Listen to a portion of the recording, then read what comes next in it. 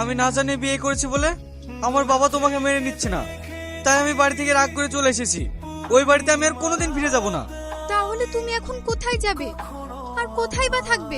আমি একটা ঘর ভাড়া করে আসলাম, আপাতত আমরা ওখানেই থাকবো। কি গো, তোমাকে একটা শাড়ি আনতে বলেছিলাম যে। কি করে আনবো বলো? সামান্য বেতনের কাজ করি, ঘর ভাড়া, সংসার চালিয়ে মাস শেষে একটা টাকাও থাকে না। তুমি একটা অবাধ্যত্ব স্বামী, বউকে একটা শাড়ি কিনে দিতে পারবে না? তাহলে বিয়ে করেছিলে কেন? আমার জীবনটাকে ছাড়খাড় করার জন্য? রিনা, তুমি বুঝতে পারছো না কেন? আমার কিচ্ছু বোঝার দরকার নাই। তুমি যে আমাকে কত সুখে রাখবা সেটা আমার বোঝা হয়ে গেছে। কাপুরুষ কোথাকার। শাড়িটা আপনার খুব পছন্দ তাই না? নিয়ে নিন, আপনাকে খুব মানাবে।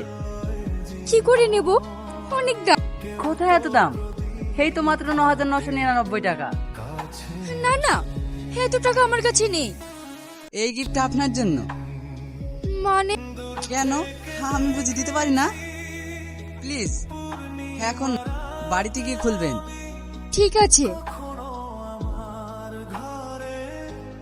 এটা সেই শাড়ি যেটা তুমি পছন্দ করেছিলে। তুমি পারবে না এই শাড়িটা পরে আমার সাথে ক্যাফেতে দেখা করতে?